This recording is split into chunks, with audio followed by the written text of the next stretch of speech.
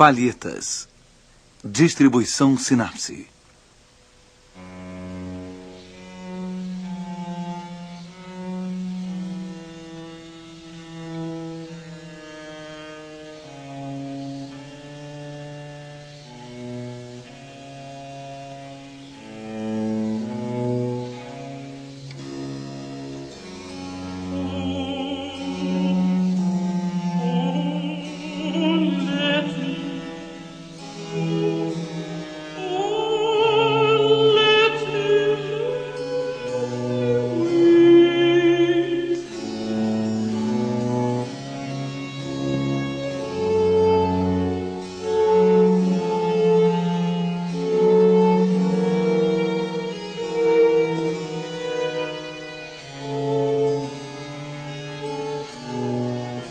O espelho dos paradoxos.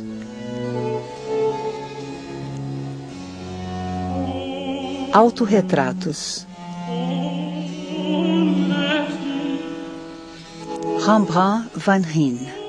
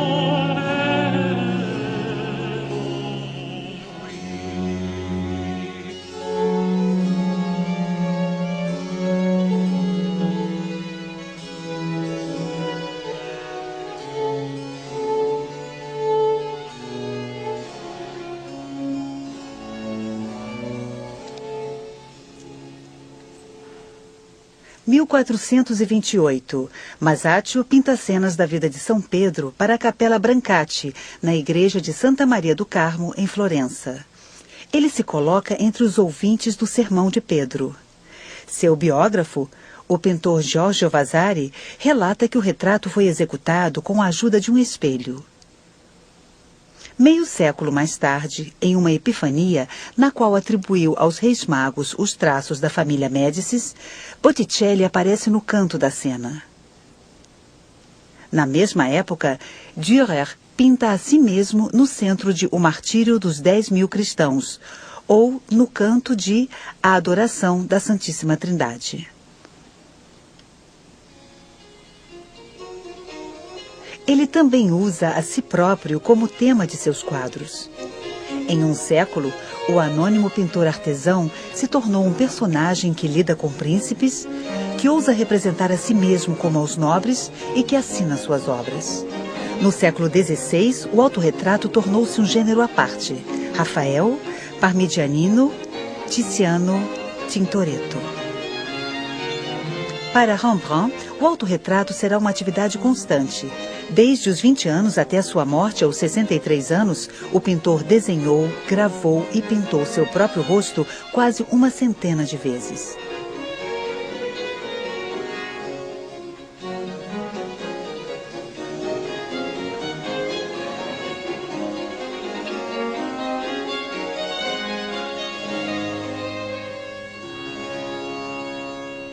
Desde seus primeiros quadros, por volta de 1625-1626, Rembrandt se retratava em cenas religiosas. Em O Apedrejamento de São Estevão, ele representa a si próprio no meio da multidão, ao lado de seu amigo, o pintor Jan Lievens.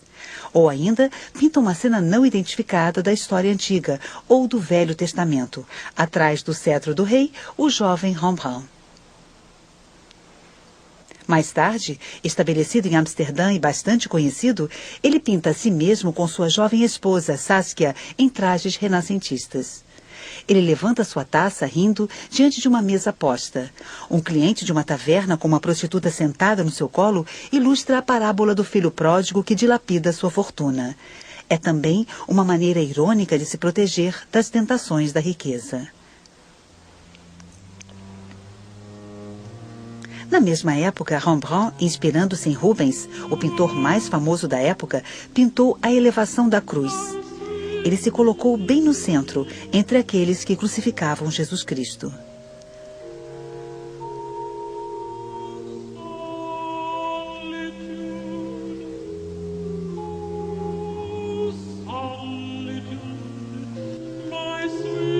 A pintura de Rembrandt cresceu e se desenvolveu em um mundo marcado pelas diferentes religiões.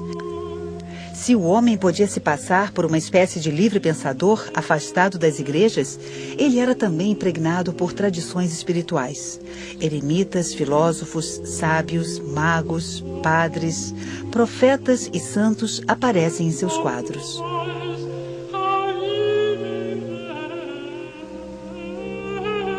Junto a essas hordas de personagens meditativos, o pintor representava a si mesmo em todo tipo de traje e de pose, mas sob uma luz especial que ele tomou emprestado de Caravaggio e à qual ele dá um novo sentido. Rembrandt usa o claro escuro para sugerir a intensidade emocional, a revelação, a meditação.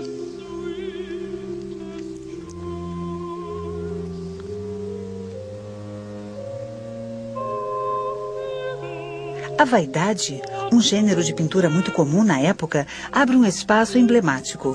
Os objetos são dispostos de maneira a criar uma espécie de narrativa moral, uma cadeia de meditação permanente. O autorretrato pode assim ser considerado como o contraponto da vaidade, a imagem daquele que observa a vaidade. O espelho, que aparece frequentemente nas vaidades, é que torna o autorretrato possível.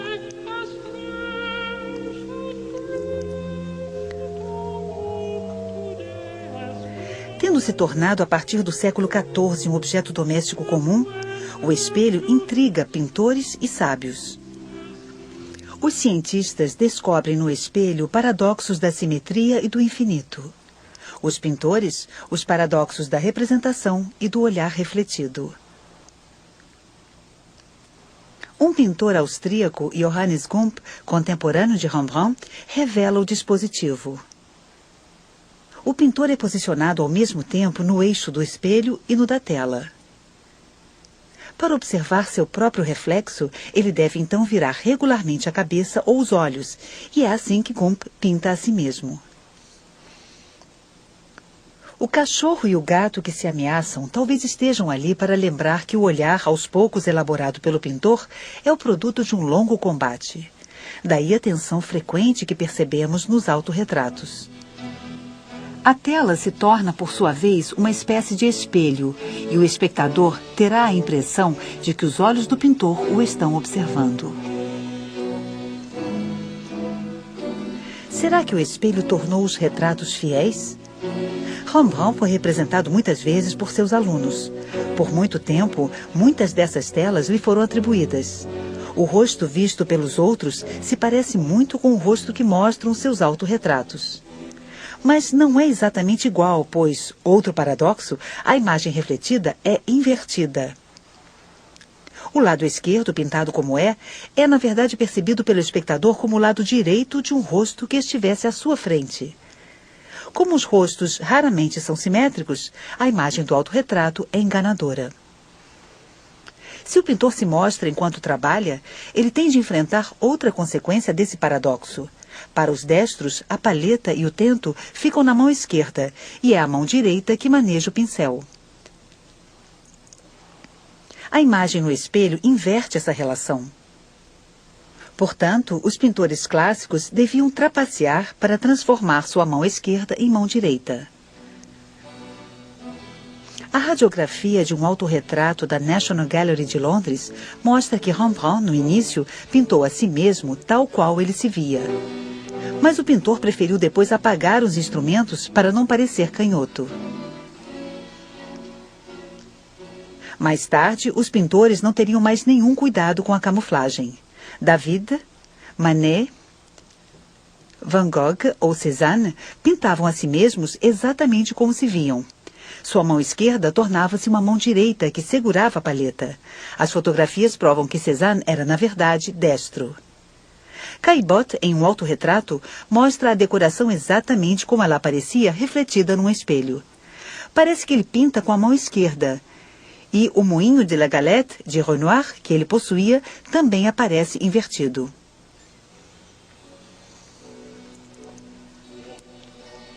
Nos autorretratos de Rembrandt, o rosto virado para o espectador é iluminado do lado esquerdo.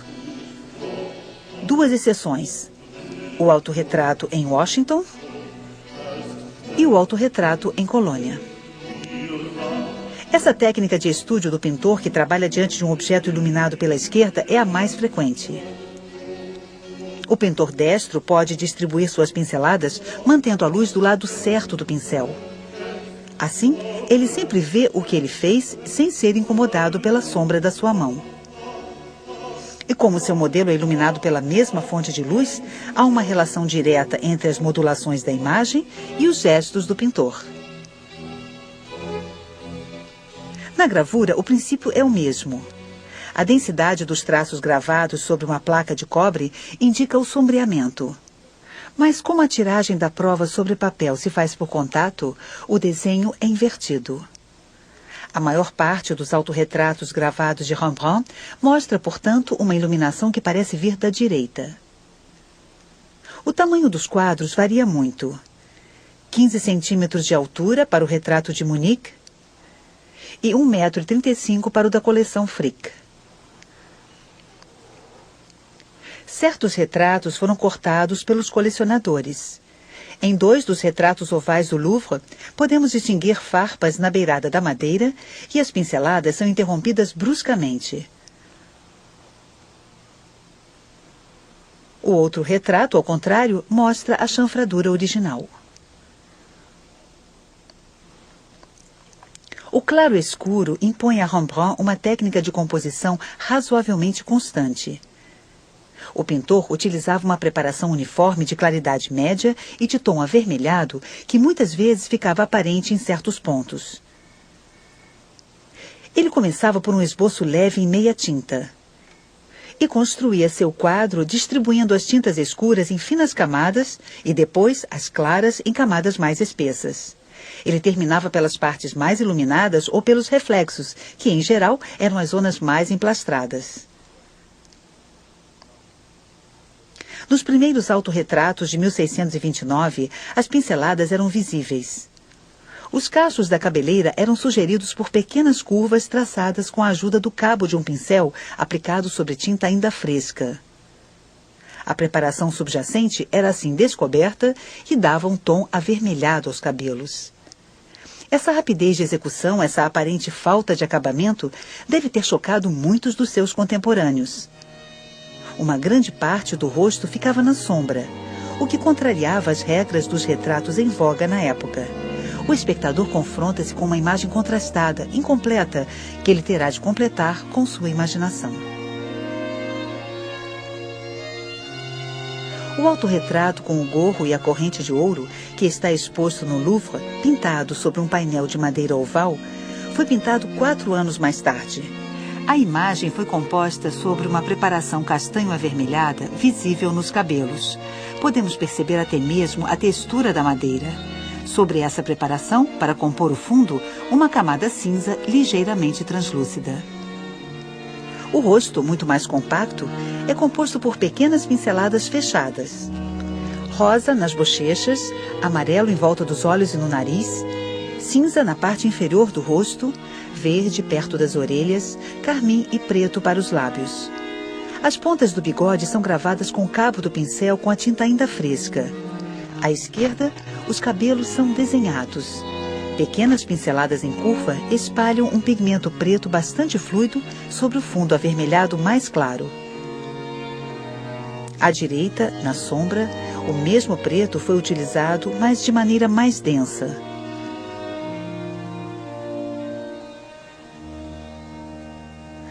A corrente de ouro é cinzelada com a ajuda de arabescos cor de ocre. Os brilhos são criados por toques amarelos e os reflexos da luz por tinta branca.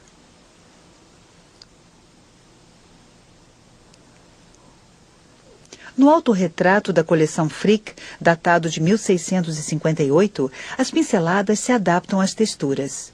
As cordas do cinto vermelho, as dobras da manga branca, As peles da capa violácea, as pregas da camisa amarela, os reflexos pretos e dourados do brocado, o brilho da bengala prateada.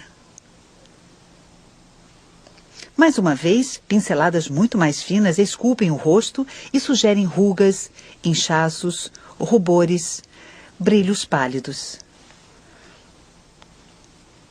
Na época, a moda na Holanda era a representação meticulosa dos materiais e dos tons de pele. Rembrandt deixa grandes porções de tinta bruta ultrapassar os contornos. Empastamento, salpicado, transparências, raspagem. O pintor se interessava até pelo material dos pigmentos que ele esculpia para gerar uma textura alusiva. A semelhança não era mais obtida à custa de paciência, de acabamento, mas graças à rapidez do gesto, no combate com a tinta. Os quadros de Rembrandt mostram a pintura enquanto ela está criando a si mesma. Rembrandt frequentava leilões e comprava lotes de trajes antigos, armas ou chapéus. Nos seus autorretratos, ele usa vários disfarces. Muitos autores consideraram esse aspecto como a marca de uma personalidade extravagante.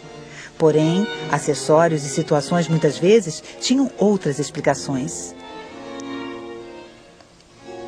Muitas vezes o pintor se retratou com peças de armadura, colete ou capacete. As peças de armadura poderiam ser uma espécie de chamado patriótico. As províncias holandesas tinham acabado de conquistar sua liberdade contra a Espanha. Minerva, deusa da guerra, muitas vezes simbolizada pela sua armadura e seu capacete, tornou-se protetora dos pintores e substituiu aos poucos São Lucas. A representação das superfícies metálicas com seus brilhos também é, para o pintor, uma maneira de mostrar sua destreza. Enfim, a armadura é o símbolo da precariedade da glória. Muitas vezes Rembrandt aparece com uma touca ou boina. Derivada do boné acadêmico, a boina é associada aos artistas e à sua vida livre.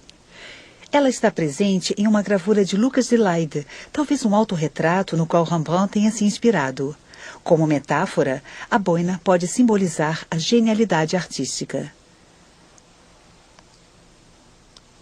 A corrente de ouro era a recompensa de um soberano para o pintor.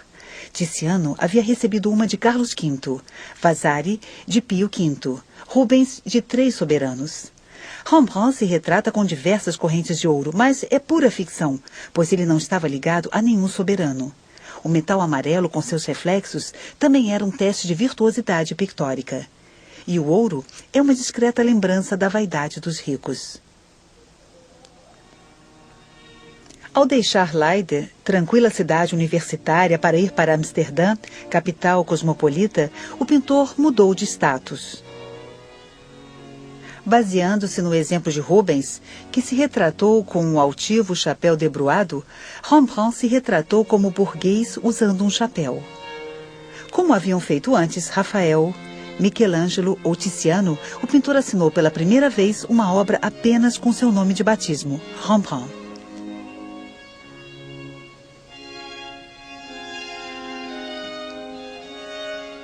Ele fez um autorretrato usando o chapéu e o costume preto usados pelos seus principais clientes. Os contemporâneos de Rembrandt se vestiam sobriamente de preto, mas às vezes gostavam de se disfarçar. Muitos dos autorretratos mostram trajes ricos e coloridos que tinham estado na moda havia mais de um século. Rembrandt viu ser vendido em Amsterdã o retrato de Baltasar Castiglione, pintado por Rafael. Ele chegou até mesmo a fazer um croquis do retrato. Talvez ele tenha visto o retrato de homem de Tiziano. Os dois quadros o inspirariam.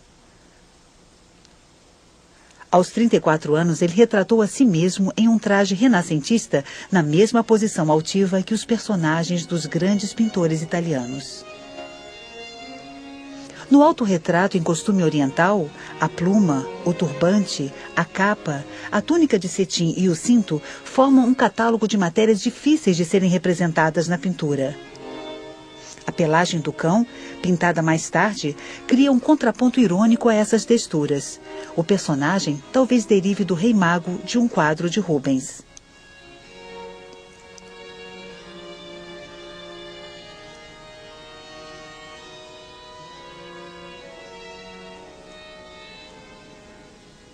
Rembrandt retrata a si mesmo no início da sua carreira em um ateliê de Leyde, diante de um painel de madeira sobre um cavalete.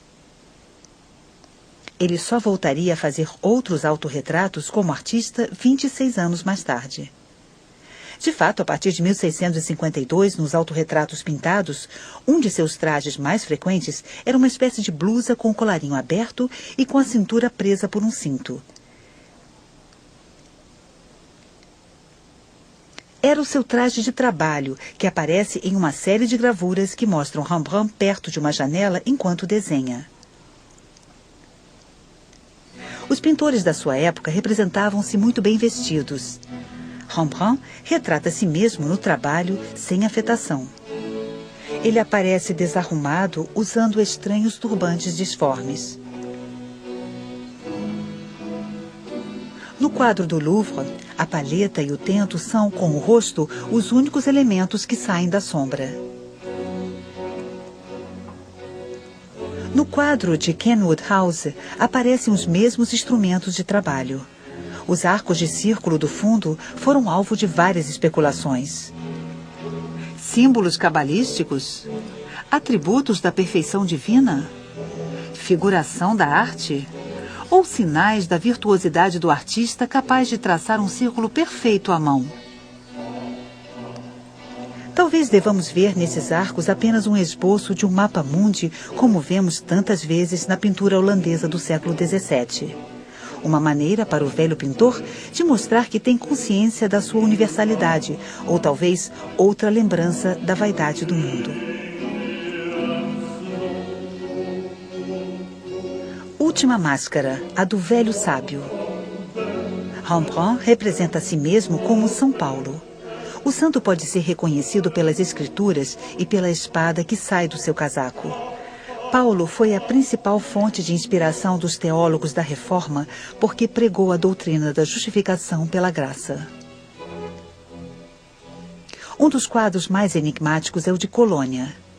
Rembrandt pinta a si mesmo muito mais velho do que nos outros retratos daqueles anos. E ele aparece sorrindo ironicamente. À esquerda, distinguimos uma silhueta. A tela foi recortada e, em alguns lugares, repintada. A radiografia mostra uma mão direita com um pincel que depois foi apagada. Um quadro pintado 20 anos mais tarde por um aluno de Rembrandt nos permite hoje elucidar a cena. Talvez um episódio da vida lendária de um artista da antiguidade, Zeuxis. Ao pintar uma mulher com ar cômico, o artista riu tanto que acabou morrendo.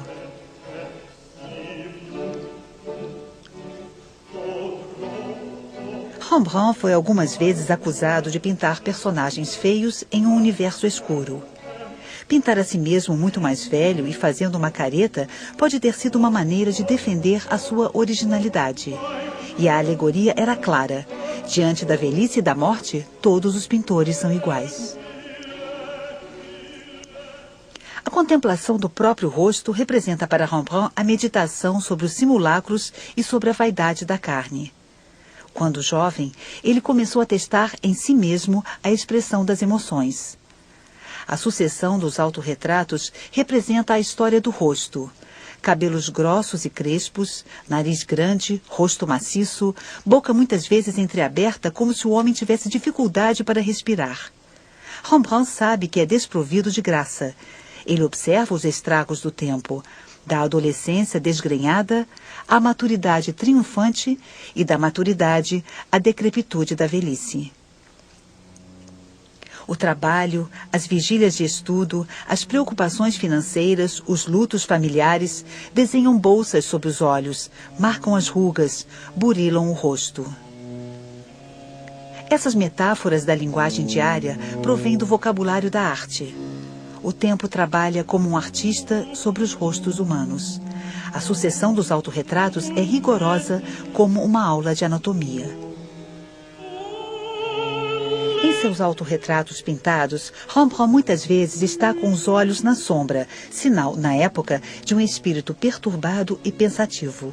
O rosto impassível traduz a introspecção, a dúvida, a solidão, a observação lúcida e desabusada. Nessa repetição obstinada, encontra-se uma figura que assombra o fim do Renascimento europeu, a melancolia. A teoria antiga distinguia 4 temperamentos: o sanguíneo, o colérico, o fleumático e o melancólico. O poeta e o pintor costumavam ser tocados pela melancolia, uma das formas da genialidade. Dürer criou uma imagem misteriosa dessa figura alegórica.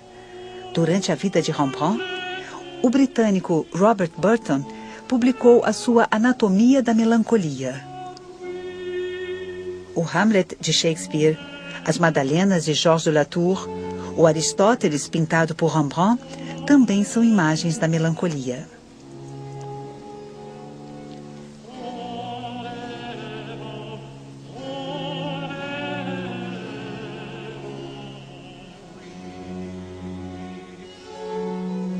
Hoje dispersos em mais de 30 coleções, os preciosos autorretratos de Rembrandt jamais poderão ser reunidos em uma exposição.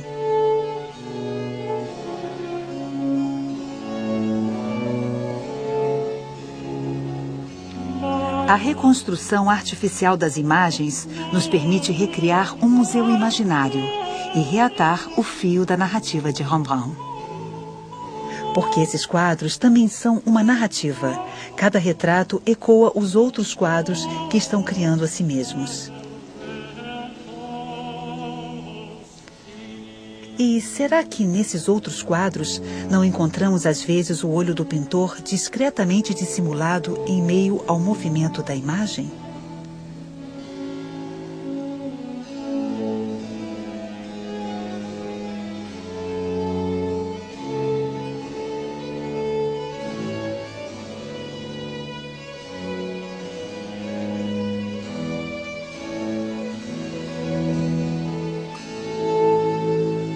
Versão brasileira Audio News.